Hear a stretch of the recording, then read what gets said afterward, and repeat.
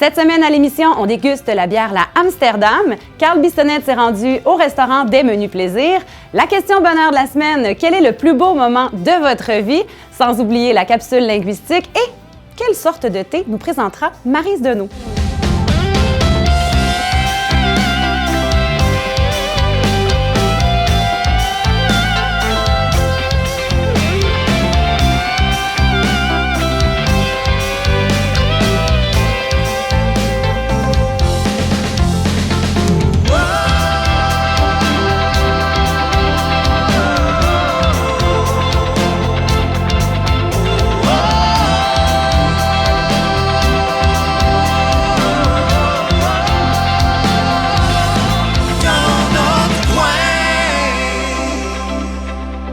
Bonjour à toutes et à tous, mon nom est Josiane Binette. Bienvenue à cette émission de Dans notre coin.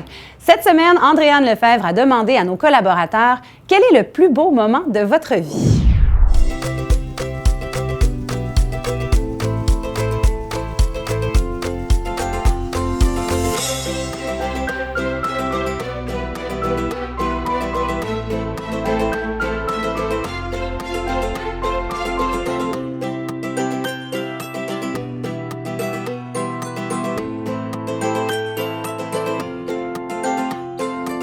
Le plus beau moment de ma vie, c'est sûr que c'est la naissance de mes 2 filles puis de mes 3 petits-enfants.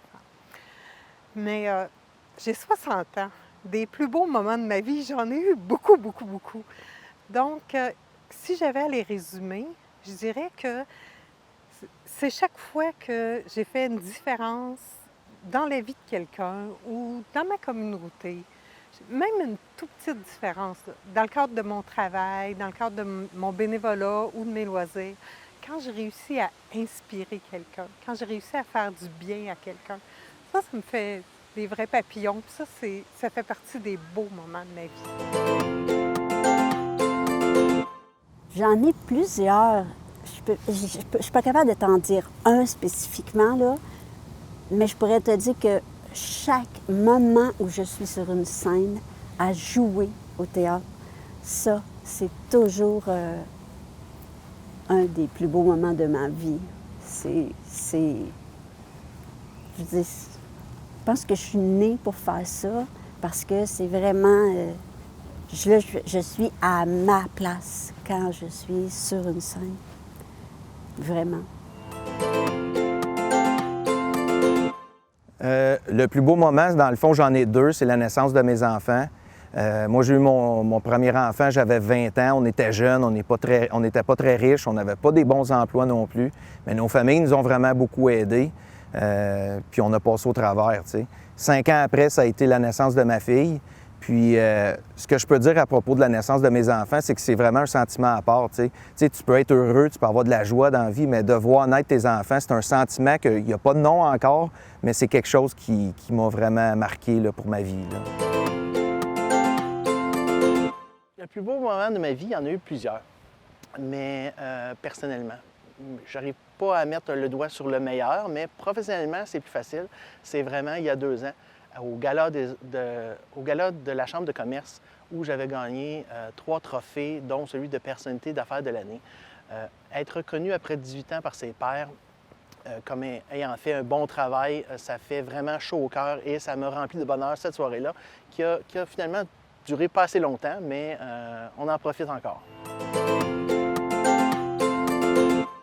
Il y a eu plein de beaux moments dans ma vie, mais j'ai eu 3 enfants, puis je pense que les 3 accouchements, en fait, voir la face de mes enfants pour la première fois, c'est sûr que c'est difficile de comparer quoi que ce soit à ça après, je trouve. Fait que je dirais que les 3 accouchements, ça a été une découverte, un feeling incroyable, là, de découvrir ces petits êtres humains-là, de leur voir la face, de voir qu'ils étaient tous parfaits, que j'étais chanceuse, qu'on était non chanceux d'avoir des enfants tout en santé et tout ça. Puis, ah mon Dieu, c'est fou le feeling que ça apporte, là, ça change ta vie. Puis, de rencontrer ces petites personnes-là pour la première fois,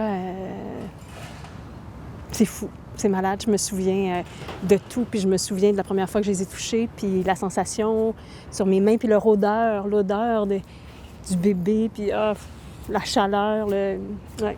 Pour moi, c'est les 3 plus beaux moments de ma vie.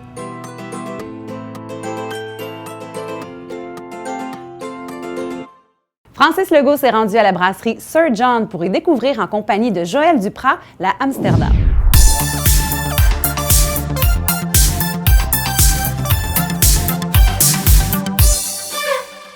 Cette semaine, on est au Sir John en compagnie de Shannon Peters. Bonjour Shannon. Salut!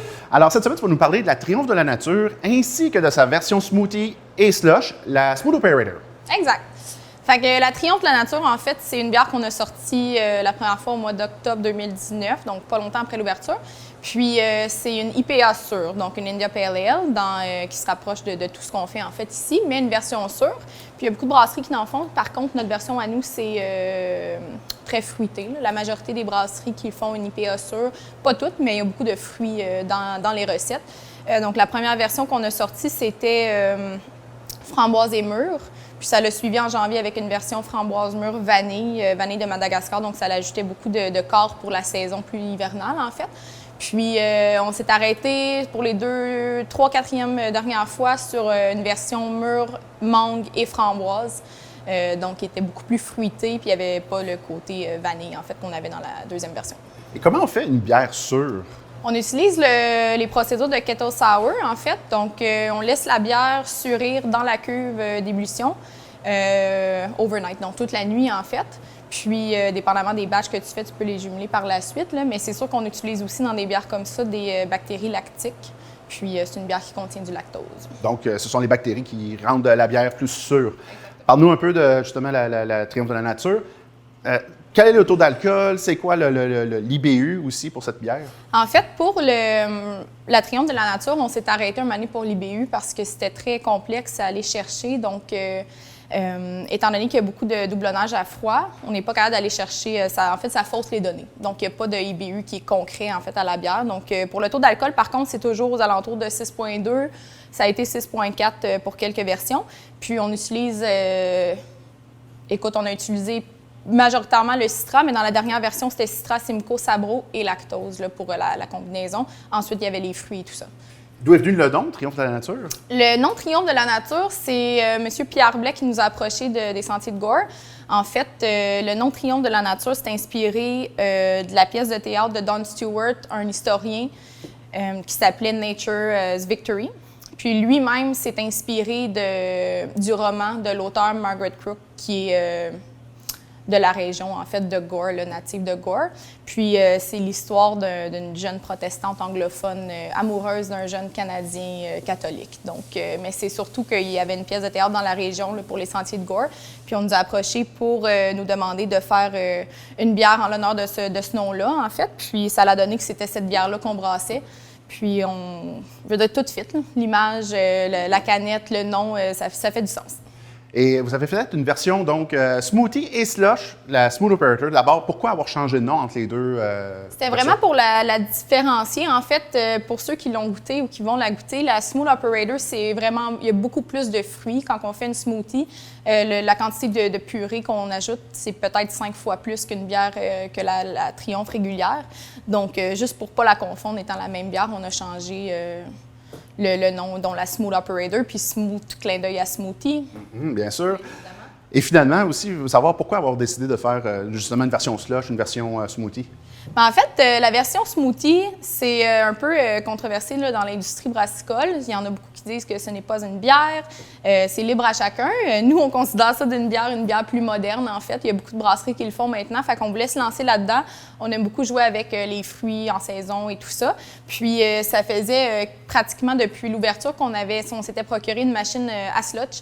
Puis on attendait la bière parfaite pour faire la slush avec. Dans le fond, on a essayé à plusieurs reprises, mais le fait que ça gèle, ça sort les saveurs encore plus. Donc, il y avait des bières que l'alcool leur sortait trop fort ou les fruits et tout ça. Puis avec la smooth, c'était parfait. Donc, on a lancé ça. C'est disponible les jeudis, vendredis, samedi là, à la brasserie.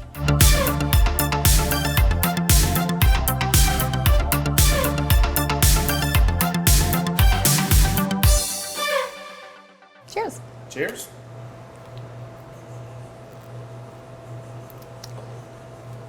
Vraiment, on sent le goût fruité, mais en même temps, le petit côté sûr, les bonbons sûrs peut-être un peu qu'on remarque. Et on va goûter aussi La sauce, le côté sûr ressort plus à cause de la congélation, en fait. En effet, très rafraîchissant pour l'été, évidemment.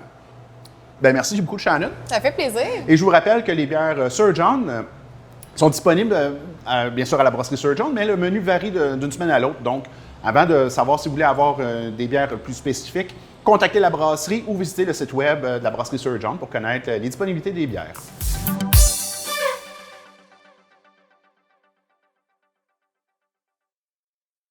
Rendons-nous maintenant au restaurant des Menus Plaisirs où notre collègue Carl Bissonnette a goûté au Buddha Bowl. Bienvenue aux Chroniques gastronomiques d'Argenteuil. Aujourd'hui, nous sommes sur la rue principale à La Chute, au bistrot des Menus Plaisirs.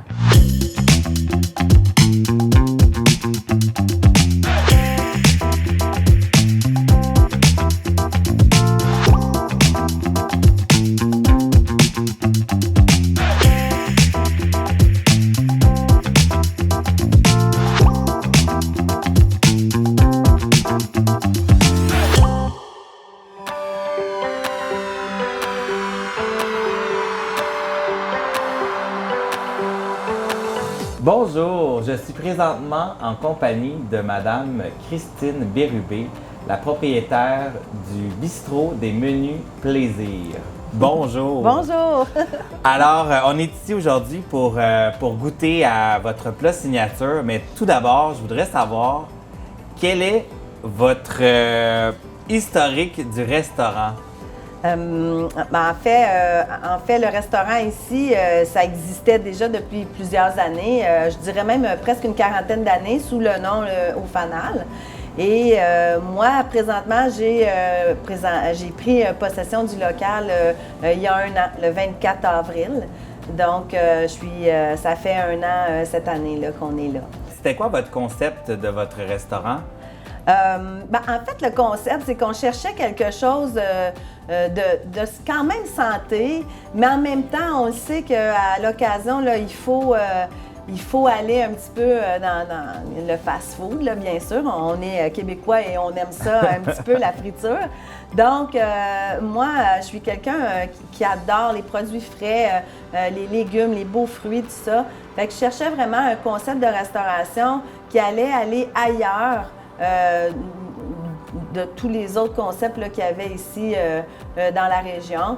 Donc, je suis arrivée avec un petit peu l'inspiration des asiatiques. J'adore les sushis, j'adore vraiment tout ce qui est un petit peu produits frais. En fait, c'est ça. Fait que j'ai décidé de monter le Pokéball. Vos spécialités, je sais que vous avez parlé du Pokéball, mais on a aussi les Buddha Balls. Alors, j'aimerais ça que vous nous expliquiez un peu le concept des deux. Bien, en fait, la base est toujours la même. Le Buddha Ball, ce qui le distingue du Pokéball, c'est que la protéine, elle est cuite. D'accord. Okay? Et sinon, c'est la même base. Donc, vous avez le riz, les beaux légumes, la laitue. Ça, c'est sur une base qui est froide. Ce qui fait la différence du Buddha, c'est que la protéine peut être chaude aussi. Donc, le poulet ou le tofu qui est servi chaud et crevettes, saumon fumé qui est froid, évidemment. Donc, ça a été quand même intéressant de voir la réaction, de dire que les gens adorent ça, vraiment. Et le fait aussi qu'on fait nos propres sauces, ça vient chercher l'espèce de petite curiosité par rapport à nos bols. Bien, justement, puisqu'on en parle, pourquoi pas y goûter? Bien, certainement, ça va me faire plaisir de vous servir ça. Bien, allons-y, allons-y.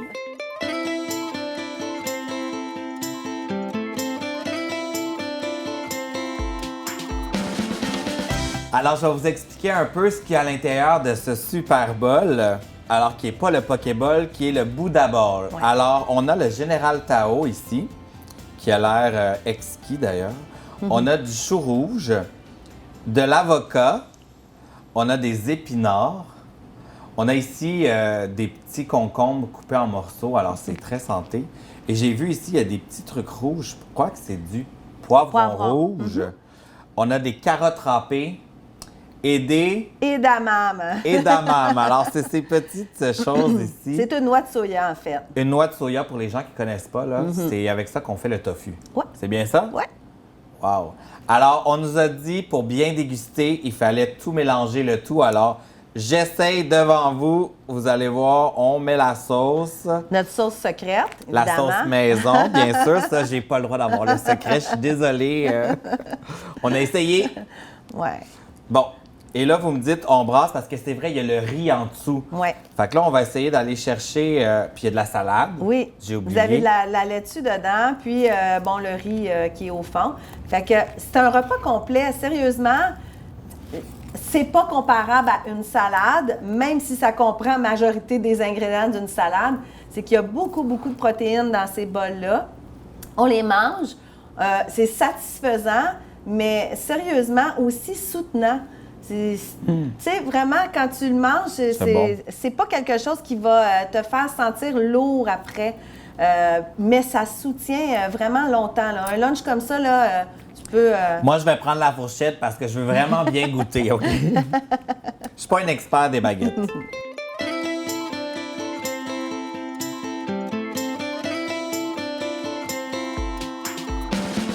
Moi, j'ai rien d'autre à dire que merci pour la découverte. C'est vraiment, vraiment intéressant. Alors, on est sur la rue principale à La Chute. Oui. Alors, venez l'encourager local. Menu plaisir. Oui, bistrot. À mettre à notre agenda. Tout à fait. Merci beaucoup. Merci beaucoup. Découvrez quelle trouvaille a fait notre collègue Élise Desèvres avec Maryse Deneau d'Été d'Argenteuil.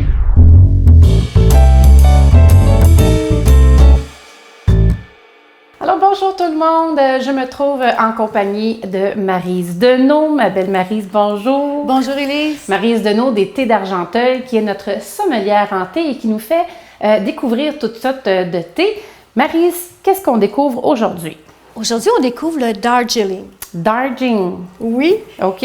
Pourquoi Darjeeling? Eh bien, c'est simple, parce que ça vient de la région Darjeeling en Inde. En Inde, OK. Je trouvais aussi que le nom sonnait un peu indien. Darjeeling. Alors, c'est un thé noir? Oui, un thé noir.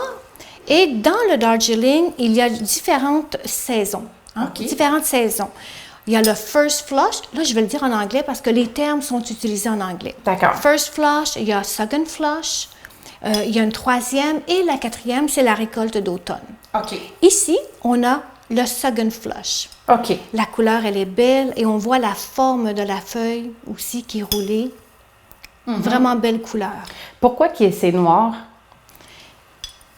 C'est parce que le thé a été oxydé. C'est le traitement, il a été oxydé. D'accord, c'est ça. Bon. Puis là, on a le second flush. Le first flush, pourquoi on n'en a pas? Bien, c'est un thé qui est très, très aimé pour son goût, sa particularité du thé, de son goût, et aussi, point de vue, là, question, il est dispendieux. Ah, d'accord. Il est très recherché, finalement. Très recherché. Donc, il coûte pas mal plus cher. Bon, je comprends. Alors, on s'en tient au second flush. Il y a une belle couleur.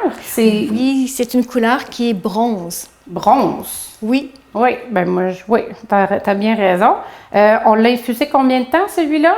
4 minutes. 4 minutes. Bon, trop longtemps, ce serait trop amer.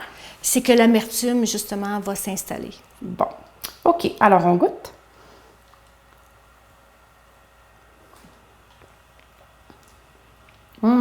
Ah, mais c'est doux.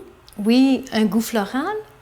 OK, oui, oui. Est-ce que tu distingues autre chose?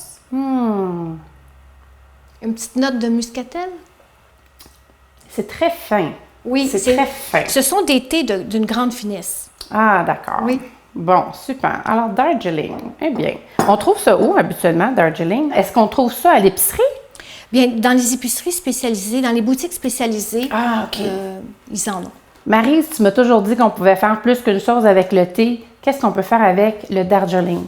Une bonne recette maison, un chai recette maison. C'est-à-dire qu'on prend notre Darjeeling, on le fait infuser, on ajoute de la cannelle, une gousse de vanille, un quart de gousse de vanille, on rajoute un petit peu de poivre, on rajoute aussi un anis étoilé et on peut même mettre un clou de girofle. Alors, c'est une recette maison facile à faire et délicieuse. Et là, moi, j'ai pas tout ça, de l'anis étoilé, des choses comme ça. Est-ce que ça se fait déjà tout mélanger? Oui, il y a des mélanges qui sont déjà tout faits. On peut retrouver le chai velouté, le chai épicé et il y a même le mango chai. Il y a différentes sortes de mélanges déjà préparés. Oh wow! Hey, on entend tellement parler des chai. Il me semble que ça doit vraiment être bon, tout mélangé avec les épices comme ça. Et c'est réconfortant. C'est un breuvage qui est réconfortant. Oh wow! Quand il fait froid l'hiver, c'est le temps justement de boire du chai. Oh, ben merci Maryse de m'en avoir fait découvrir encore un autre. On se revoit la semaine prochaine. Absolument. All right. Merci. Bye. Bye.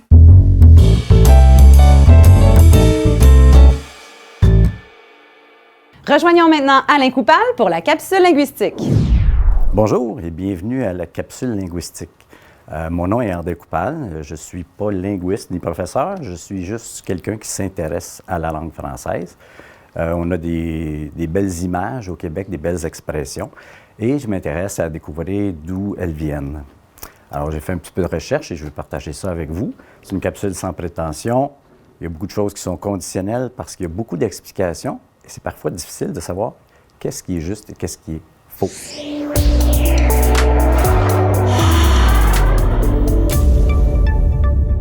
Alors, je vais vous parler maintenant de l'origine de enfiroiper. Enfiroiper, c'est un verbe qu'on utilise au Québec, qui n'est pas bien connu ailleurs, parce que ça s'est développé dans la langue québécoise, française. Ça vient, encore une fois, d'un mot anglais. En fait, ça vient de « infer-wrapped », enveloppé dans la fourrure.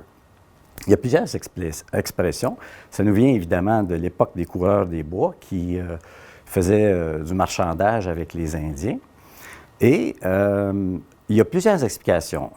Dans une explication, on dit que les coureurs des bois, quand ils enveloppaient leur peau, ils mettaient les plus belles à l'extérieur et les moins belles à l'intérieur. Donc, quand on présentait le paquet, les gens achetaient des peaux et pensaient qu'elles étaient toutes belles, alors que celles de l'intérieur étaient moins belles. Donc, on se disait qu'on s'était un peu fait avoir. Puis le mot « enfiroiper » qui venait de « infer-wrapped », c'est comme ça qu'on se dit on s'est fait enfiroiper parce qu'on s'est fait avoir. Il y a d'autres explications qui disent que ce serait plutôt les fusils, qu'à un moment donné, les colons ont commencé à échanger avec les Indiens. Et pour échanger des fusils, ils échangeaient ça contre des fourrures.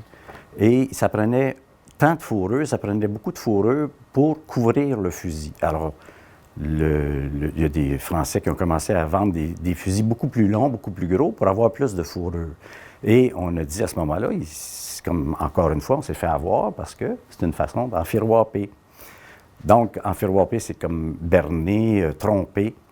Il y a finalement une autre expression, pas une autre explication, une autre explication plutôt, de enfiroiper, qui est toujours la traduction de infer-wrapped, qui veut que ce soit parce qu'il y avait à Montréal ou dans les grands centres, il y avait des anglophones, des dames bien nanties qui se promenaient avec des manteaux de fourrure. Alors, elles étaient enveloppées de fourrure. Puis, comme on sait, les francophones ont toujours trouvé qu'ils se faisaient avoir un peu par les anglophones au Québec. Donc, infer-wrapped, on se fait enfiroiper, on se fait avoir. Ça vient de l'anglais.